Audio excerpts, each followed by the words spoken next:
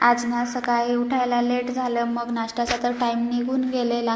म्हटलं लगेचच डाळ भात बनवून घेऊया, तर डाळ भात ठेवून दिला आणि भाजी बनवायची होती. भुर्जी पण नको म्हटलं आणि अंडा करी पण नको, तेच तेच खाऊन कंटाळा येतो. पण म्हटलं मग आज अंडा गोटाच बनवूया, तर बारीक बारीक मस्त अशी चॉपिंग करून घेतली. ही रेसिपी मी फुल व्हिडिओमध्ये शेअर केली आहे, पण म्हटलं शॉर्टमध्ये पण जास्त लोक बघतात ना, म्हणून मी शेअर करते तुमच्यासोबत.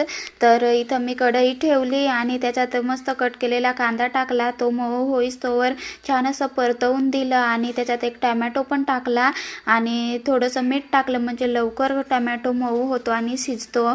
तर छान असं परतवून घेतलं आणि लसूण आणि मिरचीची चटणी पण करून घेतलेली, ती सुद्धा त्याच्यात टाकली आणि त्याच्यात मसाले टाकून घेतले. ते छान असं परतवून घेतलं. मग त्या ह्याच्यात गरमच पाणी घालायचं म्हणून गरम पाणी करून घेतलं, त्याला एक उकळी येऊ दिली आणि लगेचच अंडे टाकले फोडून. ह्याला अजिबात हलवायचं नाही, म्हणजे 5 मिनटं होऊ द्यायचे, नंतरलाच पलटी करून घ्यायचे अंडे. तर छान अशी आपली इथं अंडा गोटा रेडी होते. काहीतरी युनिक रेसिपी म्हटलं बनवूया आणि लगेच डाळ भात पण बनवून घेतलं. मस्त असं गरम गरम जेवण करून घेतलं. तर चला भेटूया नवीन व्हिडिओमध्ये. बाय.